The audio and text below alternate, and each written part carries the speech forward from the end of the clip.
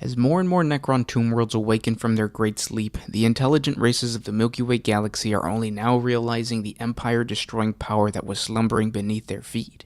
Each reawakened dynasty is claiming back its territories with a savagery and speed that few armies can counter. Working independently from one another, some revived Necron tomb worlds seek not only to rebuild their empires, but release the pent-up frustration of losing their souls. No tomb world showcases this reawakened and historic bloodlust like the Novok Dynasty. And with that said, I want to welcome you guys back to another 40 Facts about the 40k universe. I am your host Gersh1, and today we're going to be talking about the Novok Dynasty. If you guys are new to the channel, we post Warhammer 40k lore videos every single day. But with all that said, let's get into 40 Facts on the Novok Dynasty.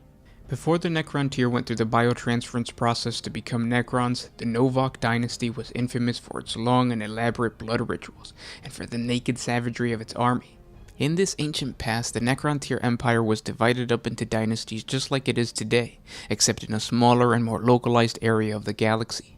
As the empire grew, these dynasties became more and more independent as more of the Milky Way galaxy was conquered. This autonomy eroded the unity of the Necron tier, and internal wars between the different dynasties became common. This was known as the War of Succession. It was during this era of civil war that the Novok dynasty developed its thirst for sacrificial blood rituals.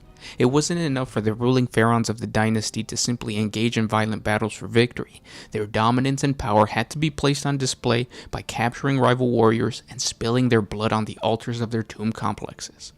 Because of this, the architecture of what would become the dynasty's tomb worlds soon began to illustrate the Novok's fascination with bloodletting. Channels in which blood could flow from the victim's body all the way down to the tombs of the underworld decorated each building, and as the Novok's territory grew, so did their need to capture enemies. Eventually, wars were fought for the sole purpose of sacrifice, and these rituals became an integral part of the culture of the Novok. Seen as rites of passages and a mark of great honor, the knowledge of these acts spread throughout the other dynasties, and many Necron tier understood the bizarre role they would have to play if they were ever captured by the Novok. You see, much like the rest of the Necron tier empire, the Novok revered their dead, and the vast tombs that covered much of their domain were structures raised to honor these long-gone ancestors. And in the Novok's culture, the blood flowing down to the tombs of the ancients formed a sacred connection between the living and the dead. It was through the blood of the sacrifice that messages and petitions could be sent to the deceased. Each victim was forced to hear the people's prayers to the dead, and join in on the sacred songs and processions that praised the power of the Novok dynasty. Once this part of the ceremony was over, the victim would be placed on an altar connected to the blood channels, and their body would be drained of blood in front of the entire city populace, who performed ritual dances and hymns. These strange and sadistic rituals continued even during the War in Heaven, where the blood of the Old Ones flowed through the Novok sacred cities. This would prove not just to their own race, but the entire galaxy that the power of the Novok was unbreakable. And since that ancient time, the Novok warriors are unrecognizable, and their blood rituals are a thing of the past. However, their legions retain their bloodthirst.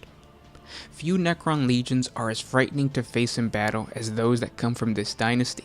It's one thing to witness flesh and blood warriors slash a path through their foes, but to see glassy-eyed androids move from methodical mechanical killing to ever more frenzied industrial slaughter is another scale of horror entirely. The Novok offer no quarters or no mercy to their victims. Instead, they hack them apart like lunatic butchers set loose on a pen of livestock. They do not stop killing until their living metal bodies are drenched in gore and their victims are nothing more than dismembered meat. And the reason for this gruesome spectacle is that the memories of the dynasty's blood rituals still linger in the personality engrams of the Novok Necrons. Though they can be ponderous right before a battle's commencement, once the enemy's blood starts flowing, the engrams are triggered. They provide Novok soldiery with surges of vigor and aggression that prove nearly narcotic. Taking full advantage of this trait, the Novok nobility field vast numbers of infantry assets headed by bands of blade-wielding Lich Guard. They are augmented, many would say recklessly, with those of their dynasties who have fallen to the Destroyer Curse. The Destroyer Curse seems to affect the warriors of the Novok dynasty in greater numbers. The rage, anger, and despair of their soulless existence once awakened drives them into a killing frenzy. All they wish to do is hack apart the bodies and revel in the blood spilling. Referred to as the Heralds of Oblivion, the Novok Destroyers are feared by their fellow Necrons and can slaughter entire regiments in a matter of seconds. The Novok dynasty has become experts at building campaigns around the actions of these destroyers. They acknowledge the pointlessness of enforcing battle plans on these twisted and enraged warriors. Such a force possesses numbers and resiliency, yet its true might is revealed once its bloodlust awakens and the butchery begins. Employing these tactics, the Novok Pharaoh, Galmak the Moonkiller, has driven his legions relentlessly outwards from the crown world of Dol 4 in one gory conquest after another. They have crushed greenskins and human alike, and show no signs of slowing. And that's the lore to the Novok dynasty. I hope you guys enjoyed this video. I really appreciate you guys watching. And, yeah, like I said, I'll talk to you guys tomorrow. This is Gershwan with One Mind Syndicate, signing out.